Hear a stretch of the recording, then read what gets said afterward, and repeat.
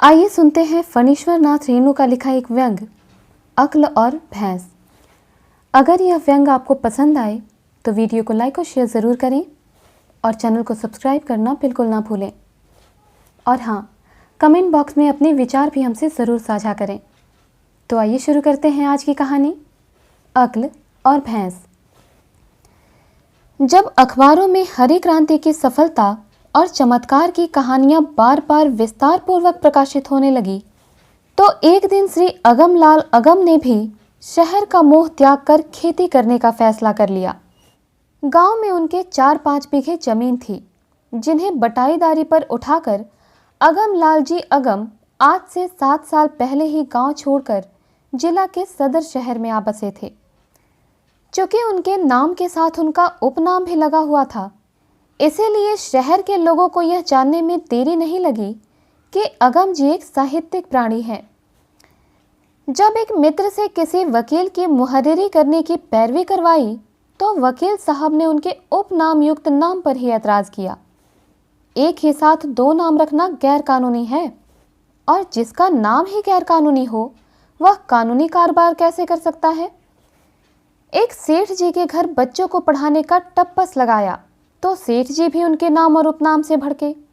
पूछा, क्यों जी, गाना वाड़ा तो नहीं बजाते हो? नहीं जी, हमें ऐसा मास्टर नहीं चाहिए। चारों ओर से हार कर आखिर एक दिन अगम जी अपने नाम की कुर्बानी देने को तैयार हो गए। अपने नाम के अतिरिक्त अंश को कतर कर अलग करना ही चाहते थे कि नौकरी दिलाने वाले देवता अचानक मानो प्रसन्न हो गए।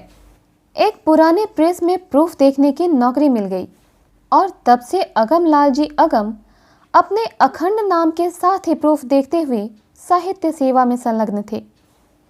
किंतु इस हरी क्रांति की हवा ने अगम जी के हृदय को ऐसा हरा बना दिया कि उन्हें चारों ओर हरी हरी ही सूझने लगी और अंततः एक दिन शहर छोड़कर बोरिया बिस्तर समेत गांव वापस आ गए। गांव के लोगों ने जब अगम जी के ग्राम प्रत्यागमन का समाचार कारण सहित सुना तो उन्हें खुशी नहीं अचरज हुआ। कई निकट के संबंधियों और शुभचिंतकों ने उन्हें नेक से नेक सलाह देकर शहर वापस भेजना चाहा, किंतु अगम जी की आंखों के आगे सदैव उन्नत किस्म के गेहूं की बालियां झूमती रहती, शंकर मकई के भूरे भूरे बाल लहराते रहते और जब आंखों में नींद आती तो अपने साथ नए किस्म के उन्नत सपने ले आती। आलू की ढेरी, ऊख के अंबार और हरे चने और मटर की मखमली खेती वाले सपने। सो अगम जी पर किसी की सलाह का कोई असर नहीं हुआ और वे उत्साहपूर्वक अपने जीवन की प्रूफ रीडिंग यानी भूलों को सुधारने में लग गए। खेती करने के लिए सर्वप्रथम हल बैल और हलवाही की आवश्यकता होती है। हल और बैल तो खरीद लिए गए, किंतु हलवाही की समस्या जटिल प्रतीत हुई। अव्वल तो आजकल गांव का सबसे निकम्मा आदमी ही हलवाही करता है। निकम्मा अर्थात जिसे घर घर हट छौनी छप्पर और कोड़ मकान का कोई लूर नहीं और जो गाड़ी बैल भी हाँक सकता। ऐसे फूहड़ आदमी के लिए गांव में हलवाही के सिवा और कोई धंधा नहीं। ऐसे लोग किसी भी गांव में आजकल बहुत कम ही मिलते हैं। एक आध हुए भी तो ऐसे लोगों को गांव के बड़े बड़े किसान बहुत पहले से ही चारा पानी खिलाकर यानी अग्रिम पारिश्रमिक देकर अनुबंधित कर लेते हैं। सो बहुत खोज ढूंढ करने के बाद गांव का सबसे अपाहिज और काहिल पुरुष बिल्लू दास अगम जी की किस्मत में आकर जुटा। बहुत खुशामद दरामद और प्रलोभन के बाद नित्य सुबह शाम 1 गिलास गर्म चाय पिलाने की शर्त पर बिल्लू महाराज राजी हुए। अगम जी ने सबसे पहले तो उनके नाम को प्रूफ रीडिंग करके सुधारा। बिल्लू दास नहीं, बिलो मंगल। बिलो मंगल जी गांव के सर्वश्रेष्ठ आलसी माने जाते थे, किंतु मुहूर्त के दिन ही अगम जी ने उनके 1 गिलास ऑरेंज पीको दार्जिलिंग चाय पिलाकर उनकी सारी सुस्ती इस तरह दूर कर दी कि वे तत्काल ही इतने चुस्त हो गए कि उनके अंग अंग फिल्मी गीतों पर डोलने लगे। हल जोतते समय जब गांव के अन्य हलवाहे मजदूर बिरहा 12 मासा गाते तो बिलो मंगल जी के पैर मस्तानी महबूबा के तर्ज पर थिरकते रहते। इसी प्रक्रिया में एक दिन दाहिने बैल के पिछले पैर में फाल लग गया। अगम जी को यह मालूम नहीं था कि हल का फाल भी इतना खतरनाक हो सकता है। कि जरा सा लग जाने पर महीनों तक बैल लंगड़ा होकर बैठा रहे। खैर, शुभचिंतकों और संबंधियों से बैल और भैंसा मंगनी करके अगम जी ने किसी तरह खेतों को तैयार करवाया। कस्बे से रासायनिक खाद खरीद लाए और बीज वपन के लिए शुभ दिन देखकर गेहूं की बुआई हो गई। बुआई के बाद दोनों अगम और बिलोमंगल इतने प्रसन्न हुए कि रात भर मिलजुल कर डुएट भाव से मिट्टी में सोना उपजाने वाले गीत गाते रहे। उसी दिन अगम जी ने अपने शहरी साहित्यिक मित्रों को कई लंबी लंबी चिट्ठियां लिखी, जिनमें नई खेती के नए अनुभवों के आधार पर उन्होंने घोषित किया कि खेती करने में कविता और चित्रकारी करने का आनंद एक ही साथ प्राप्त होता है। कई दिनों तक स्वामी और सेवक बुआई के आनंद में मग्न रहे कि एक दिन सूर्योदय के 1 घंटा पहले ही एक शुभचिंतक ने आकर दरवाज़ा पीटना शुरू कर दिया। सुबह के सुनहले सपने को खोकर अगम जी अत्यंत अप्रसन्न हुए। शुभचिंतक को भला बुरा कहना चाहते ही थे कि इसके पहले ही शुभचिंतक जी ने सूचना दी कि तुम सोए हो, जाकर देखो तुम्हारे खेत में गेहूं का एक दाना भी बचा है या नहीं। अगम जी समझ गए कि सुबह सुबह दिल लगी करके चाय पीने आया है। वे बोले, क्यों, गेहूं के दाने कहाँ चले जाएंगे? शुभचिंतक बोले, अरे जाकर देखो ना, हजारों हजार कौवा मैना और चिड़ियों के झुंड तुम्हारे ही खेतों में पड़े हैं, गेहूं के दाने चुग रहे हैं। क्या सुबह सुबह दिल लगी करने आ गए? अगम जी ने कहा, मैं दिल लगी करने नहीं आया, तुमको चेताने आया हूं।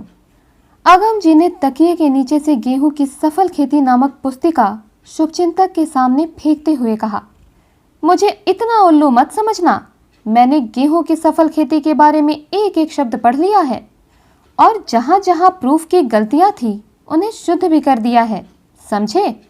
इस किताब को खोलकर कहीं भी किसी अध्याय की किसी भी पंक्ति में खोजकर निकाल दो कि गेहूं की बुआई के बाद चिड़िया उड़ाई भी आवश्यक है।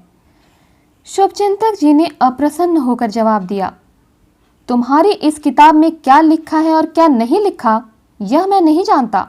सामने तुम्हारे खेत है, जाकर खुद ही क्यों नहीं देख लेते कि खेतों में चिड़ियों के कितने अध्याय और कितनी पंक्तियां हैं।